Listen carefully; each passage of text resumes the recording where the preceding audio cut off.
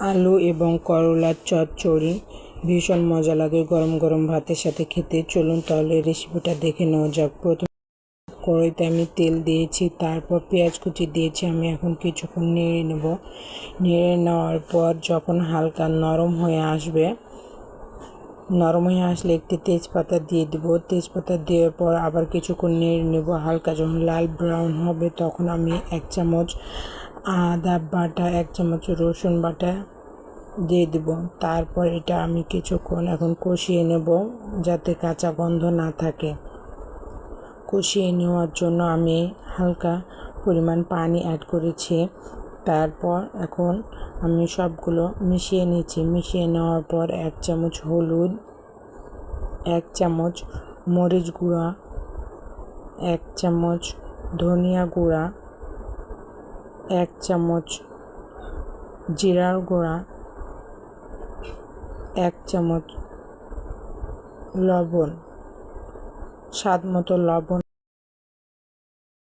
তারপর সব মশলাগুলো আমি ভালোভাবে মিশিয়ে নিচ্ছি। এখন মিডিয়াম টু লো আঁচে কষিয়ে নিচ্ছি।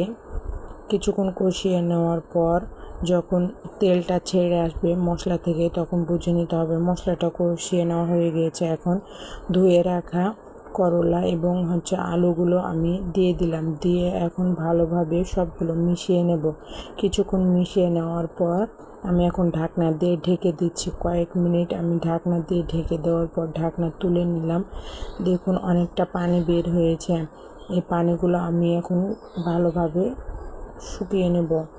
আবারও ঢাকনা দিয়ে কিছুক্ষণ ঢেকে নেব।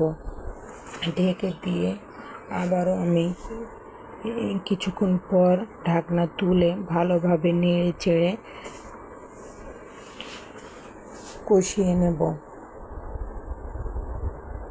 কষিয়ে নেওয়ার পর পরিমাণ মতো আমি এখন পানি দিয়ে দিচ্ছি। সিদ্ধ হবার জন্য আমি পরিমাণ মতো পানি দিয়ে দিলাম। পানি দিয়ে দেওয়ার পর আবার এখন ভালোভাবে মিশিয়ে নিচ্ছি। মিশিয়ে নিয়ে এখন ঢাকনা দিয়ে আমি এখন ঢেকে দেব। কিছুক্ষণের জন্য সিদ্ধ হবে, সেজন্য আমি এখন বলক আসার জন্য অপেক্ষা করতেছি। বলক যখন চলে আসবে তখন আমি ঢাকনাটা তুলে আবারও আলতোভাবে এখন নেড়ে দেব। আলতোভাবে নেড়ে দেওয়ার পর যখন নেড়ে দেওয়া হয়ে যাবে তখন আবারও আমি ঢাকনা দিয়ে ঢেকে দেবো ঝোলটা যাতে কমে আসে সেজন্য। কিছুক্ষণ পর যখন ঢাকনা তুলে নিলাম ঝোলটা দেখুন অনেকটাই কমে এসেছে।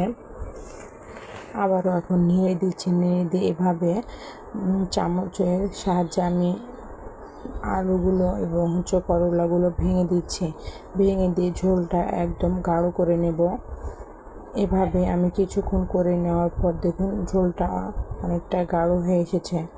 আমার তরকারিটা হয়ে এসেছে। আমি এখন পরিবেশন করে নেব। মাশাআল্লাহ অনেকটা সুন্দর হয়েছে। আপনারা এভাবে বাসায় ট্রাই করবেন। আল্লাহ হাফেজ।